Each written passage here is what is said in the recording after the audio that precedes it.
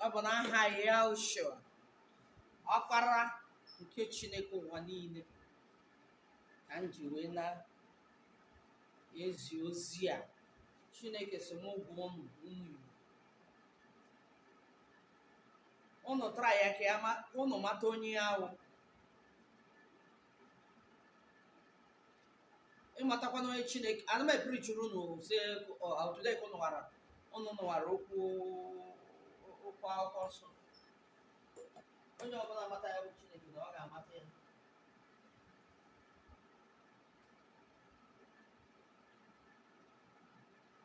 Crystal, oh hallelujah, my crystal friend, crystal egg, I love it so much. Kutoma na agba mmiri ọma. Hallelujah, hallelujah, amen. Biko no n'onye unu na ya na-anụ ọgụ wee Ekwensu,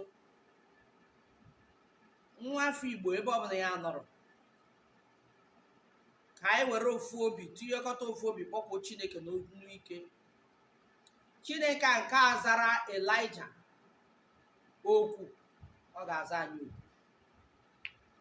Chineke nke a zara Moses okwu. Ekpere m niile wụ Chineke Chukwu Okike Abiama, oje na mmụọ oje na mmadụ, aka ọbụla nke eji nwa gị nwoke wụ Nnamdi Kanu, aka Ekwensu niile ji ya papa, biko ka ị tọpụta ya n'agbụ, tọpụta ya n'aka Ekwensu, tọpụta ya, kpuo ha niile isi, ka isi kpuo ha, aka Ekwensu niile ji ya. Maka na ọgụ anyị na-anụ awụrọzi ọgụ mmadụ, na ọgụ Ekwensu bịara n'ala Igbo ka anyị were oke anyị, ha sị na anyị agaghị ewe oke anyị, mana gị nwa bụ Chineke mana anyị ga-ewere gị oke anyị n'ịnọnyere anyị. Ike niile nke nọ n'ala Igbo wee na-ebu agha na-awụfu ọbara, Chineke ka ha jiri aka ha wụfuo ọbara ha n'aha Yeshua.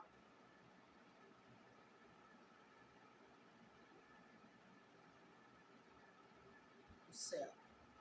Leika latua rabakwa kamia landa izilei. Lokwa kaile dei esiyama. Kuranga darambara kai kerelei kasula tawa kwa mabuekei. Horreke mi avia la sila kuanderekei. Baraka kala duasindaya kukamaya buruma kwa yelele. Edereke yekeshia turaka yelebuo yesindei. Ezene bwaga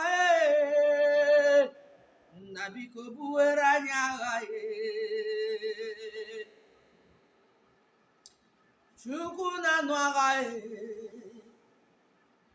Chukwu Okike Abiama papa biko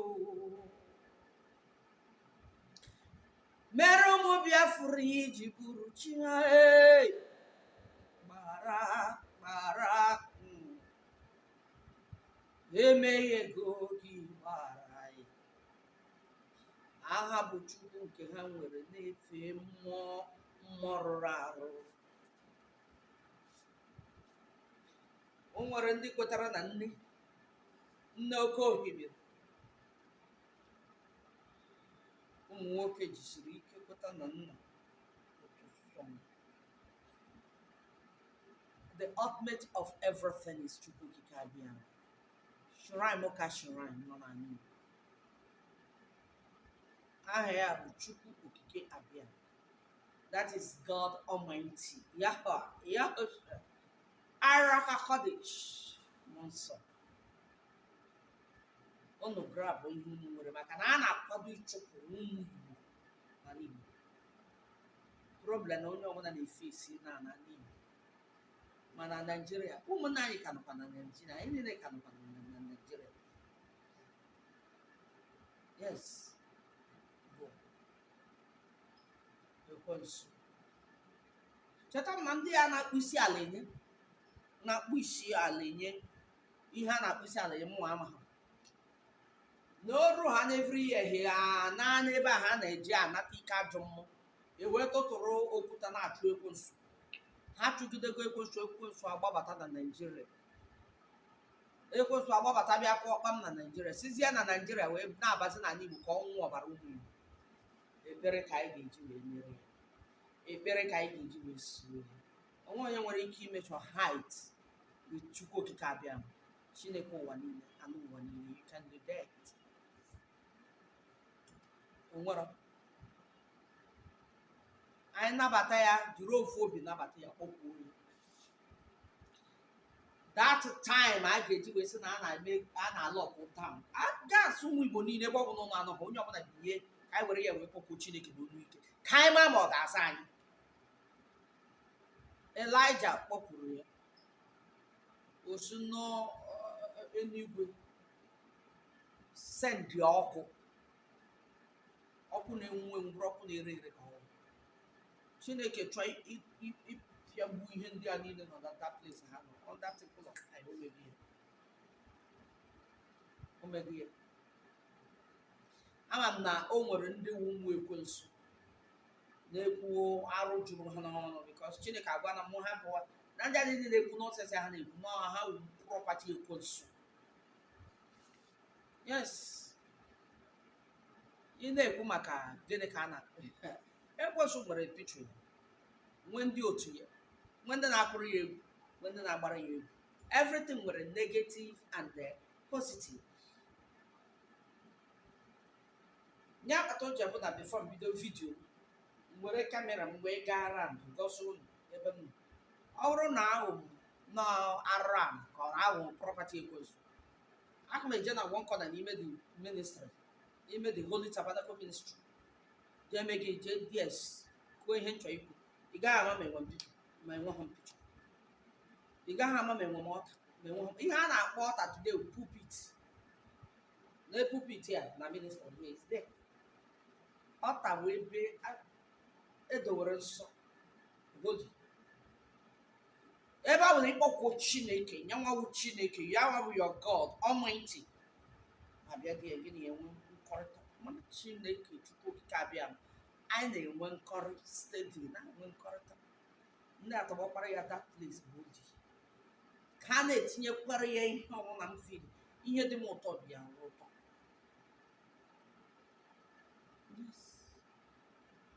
Ama nchimụma ozuworo m.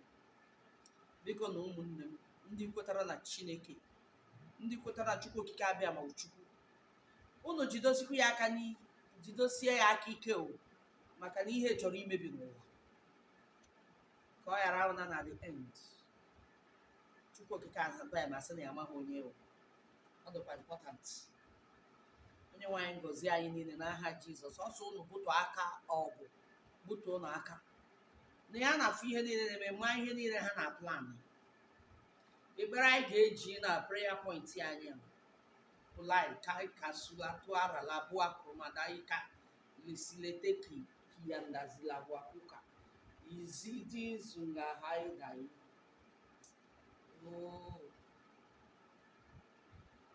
It's all right. Agmago nukale. Unu anụkwa na ọgụ na ana Biafra and unu kwụsị igbu unu. Agwara m unu na ofu vidio a mere, o nwere blọk vidio Chineke so n'oge unu na shrine ga-anụ anụ na data ọgụ ebido ịnụ ya na ụmụ Biafra ga-eji aka ha na-egbusisi onwe ha. Ọ bụghị ezigbo ihe. Ihe a bụ aka ọrụ ekwensu. Ekwensu anwụgo n'ọbara ụmụ Biafra enough, ya nwudowe ka anyị werezie ekpere wee soo ya. Mana unu dị alert, kwado onwe unu. Ndị a bụ na ọha nwawo ndị pụtara anyị si unu egbuzi n'ụmụnna anyị. Unu kwado onwe unu na onye na-eji ihu anya anaghị alarụ ụla weta mkpụrụ anya na-abụ inu juru ofu mkpụrụ anya larụ na-emepe ofu ahịa. As for mụnụ mma ga na-ekpe na-ekpekwu Chineke n'olu ike. Ihe a bụ nkwa m kwere onwe m ma kwe Chineke m.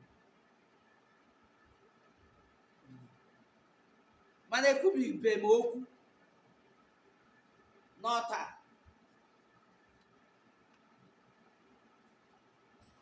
na achọ m iji iwe wee kwuo aka njisi ka nzi unu ihe Chineke si ka anyị were ya nwayọọ nwayọọ nwayọọ nwayọọ nwayọọ nwayọọ maka na ọ taa ụmụ fụ ebe ọ sị na onye ngọziri agọzi nwee ngọzi onye mbụrụ ọnụ nwere abụmọnụ ka anyị were na ekpere wee so agha wee so nsogbu a na anyị ga-enwe mmeri. Nnamdi Kanu Chineke anyị nọnyere ya n'aha Yeshua a ga-ekpe ekpere bikos na aka ji ya bụ aka ekwensu Chineke si na ekwensu ji ya mana ike Chineke ike Chukwu Okike abịa maka ike ekwensu mana ekpere ka anyị ga-eji wee bere ike. Gịnị bụ aha ya na Baịbụl abụmihe niile n'isi mgbe ọdịdani mgbe ọ na-arịọ Chineke arịrịọ na-ekpe ekpere Prince of Persia ewe ji ekpere ya kwanyere erutanye ya konyere adịla ka na anyị na-ekpe ekpere na-akpọpụ Chineke ikpegokwa n'ezigbo ekpere fasting one ka i mere midnight one ka i mere how many times ka iwepụta time wee sị n'ọsụsọ Chukwu today na ọmụ na gị na-agụ gbasara okwu Biafra gbasara okwu nwanne anyị nwoke a na-akpọ Nnamdi Kanu ọwa nọ Igbo bụ ọnụ ya bụ Chineke kere mmụọ ke mmadụ ka ọchịchị ke ife ọ naghị alara ụla ọ ga-azarịrị anyị ekpere n'aha Yeshua mana ka ụmụ Biafra anyị eji n'aka anyị wee mebiri onwe anyị ihe ya ozi Chineke si Mozis onye ukwu na onye nta unu were ya nwayọọ biko ama na ihe a na-eme n'ala Igbo dị bad gbabara a na-awụfuti dị dị too much mana ọsụsụ ụmụ Igbo eji n'aka ha na-egbu ụmụnne ha unu ejizi n'aka unu wee na-egbu ụmụnne na-awụfu ọbara na ọ kọntinu ya nwa bụ Chukwu Okike Abiama ga-agbapụta ụnụ azụ na ọgbapụta ụnụ azụ kedu ebe unu ga-abụ ebee ka unu ga-esi wee bido ama na ozi niile m na-ezi o nwere ndị na-ewe ọchị ya o nwere ndị na-ege ya bata ọ nwere nke asị ka echi ọ ka agbakwa ha si na ka ozi Chukwu Okike Abiama na-ezi maka na agha bido ka Chineke si wee zie m ya n'ime mmụọ ihe a ga-eji wee nọ agha ahụ ihe a na-akpọ mgbọ a atụọ ya omegbu ọtụtụrụ everywhere gbariri and ihe a na-efe n'elu ka ha kwadoro ha ga-eji wee nọ agha ha ma akwado one nke ha kwadocha ma ndị ga-anụ ndị agha ma ndị ihe atụtụrụ bịa abịa atụtụo ihe atụtụrụ ihe niile nọ n'ime the house ma nwoke ma nwaanyị gwere ya ọwụwa aja ndị nọ na ha na-anụ ọgụ ụmụ ekwensu enwero conscience aka ji Nnamdi Kanu bụ aka ekwensu enwero conscience biko ekpere ka anyị ga-eji wee mere ihe a anyị ga-ekpe ekpere wee mere ya onye asị ka na gịnị bụ ekpere sisi ekpere na ekpere gịnị mebere ịtraịkwa ihe ifuru isi n'aha Yeshua Chukwu osisi ụmụ Igbo butu aka elu Chineke kwado unu agha si ọkụ unu ji agha ọ ga-akwado unu ana ọ nọnyere unu ga-emere ekwensu na ndị otu n'aha Yeshua amen ya wee gọzie anyị onye nwe anyị bụrụ anyị ụzọ kpara anyị gọzie anyị n'aha Jizọs. Hey,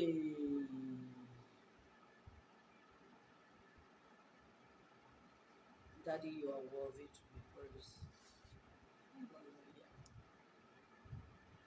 You are faithful, Lord. Chineke ụwa niile okwute ọma na-agba mmiri ọma chi nke ụmụ Biafra ideghị ala rụla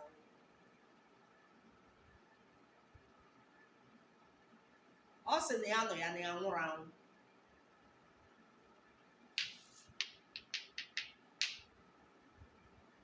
very soon ihe a na-akwado ime ewu ije kpụrụ ndị niile chere ha na-ekpe ekpere ha nwere chọọchị a ga-akpụrụ ha tụkwụcha n'ụlọ nga ma ndị agha egbu egbu ndị niile nwere agha ego n'ala Igbo ka e nkwụcha a na-apụlan ka ha bịa kpụkọrọ ndị niile nwere ego n'ala Igbo memi na agha adịka ndị agha hụrụ ezigbo mmadụ and ihe ha plan bụ na ha bịa ha language ha agaghị agafe onye ọbụla ifuru gbuo ya onye ọbụla ifuru gbuo ya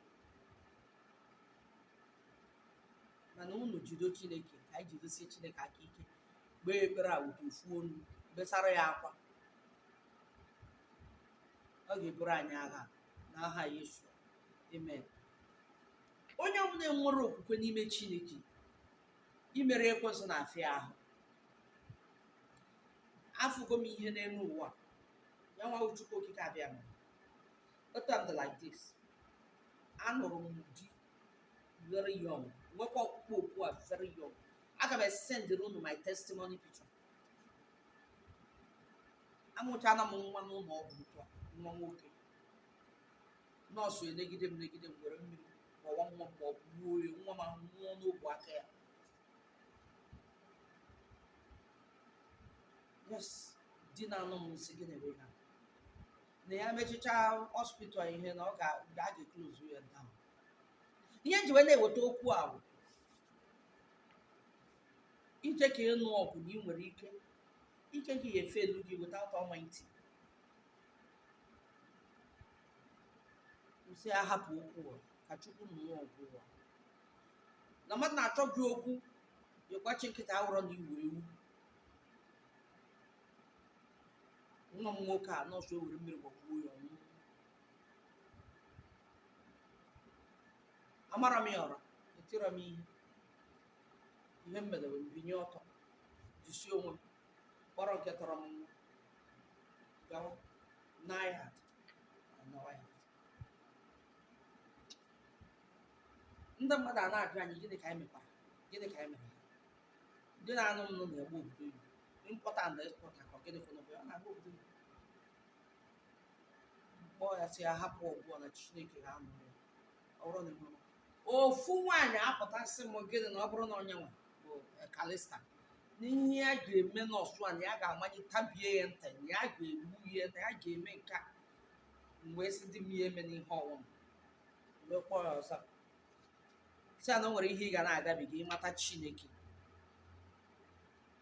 ịhapụrụ ya Chukwu and ịhapụrụ ya Chukwu ọ ma the best thing to do because ị nwere ike ije nụọ ka ị nụọ ime mistake.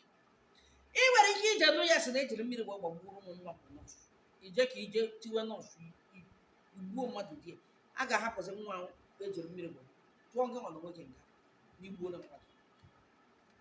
Kalista sị na ọ bụrụ na onye mana ya ga-ebu after 2 years Kalista dị ime wee dị ime bugide afọ ime wee ruo mbọsị ọ ga-amụ nwa ndị dọkịtọs nọnyere ya ndị nọọsụ nọnyere ya asị ya pushu ọ na-epushu nwa a na-apụta ndị nọọsụ apụcha n'ụzọ nwa ya ejere gburu hiti ahụ ọja kpem nwatakịrị asamdụ chip nwa nwoke nke mejikwara mmiri wee gbagbu nwa nwoke. Mgbe a na-ekwunyeta dị nwa Kalista nwa ya anwụgo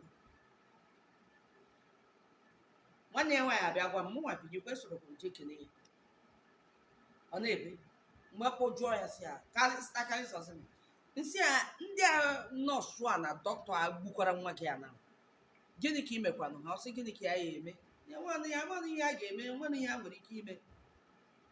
Mgbe kpọọ ya ọzọ sị let me tell you one thing mmadụ ekwuzi n'ihe ọ gaghị emenwu and mmadụ ekpe na-ekpere ka ihe ọjọọ bịakwute ya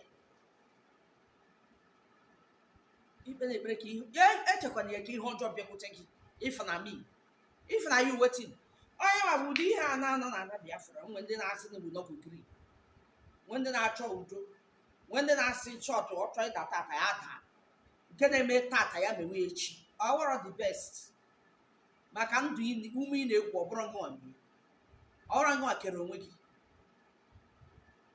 ịcha na enwụọ n'ọgụgụ enwụọ o nwere ihe nọ gị n'ihu ka ya efe esi Chineke ga-ekpe gị ikpe. Onye ọbụla ji obi ike Chineke wee na-aga ihe na-adịrị ya mma Chineke na watch over that soul na family ya. So biko nu Chineke nna so unu biko nu wotu a na-aka ọgụ so that ndị a na-akwadoro unu ọgụ ga-eji aka ha gbusisi onwe ha na aha Yesu aha Jizọs amen hallelujah. Otu a ka ọ sikwa zie m otu a ka m sikwa wee bịa na ụmụnne m Chineke ya chekwawa anyị ma ụmụ Biafra niile ma ndị nọ n'ala Igbo ma ndị nọ n'obodo oyibo ma ndị nọ na ebe ọbụla ha anọghọ na Naịjirịa n'ụwa niile a ya anya anyị akọ na uche wisdom ka anyị wee were ekpere were ofu obi wee nụọ agha a. Chineke ezitara anyị ndị ga-eso anyị wee kwuo eziokwu a wee nụọ agha ya, anyị nweta victory n'aha Yeshua. A na-ahapụkwara anyị nwanne anyị nwoke a na-akpọ Nnamdị ka ọ ghara anwụna n'ụlọ nga, ka ha ghara succeeding si na a na-egbu ya n'aha Jizọs. Ka anyị kpee ekpere ka Chukwu mekwa ka a kpọta ya na ụlọ ikpe. Unu asịkwana na ebe na-akpọtara ya ka unu jewe ọgụ. Mba, unu ya ejikwa aka unu mebi ihe. Kụchakwana m.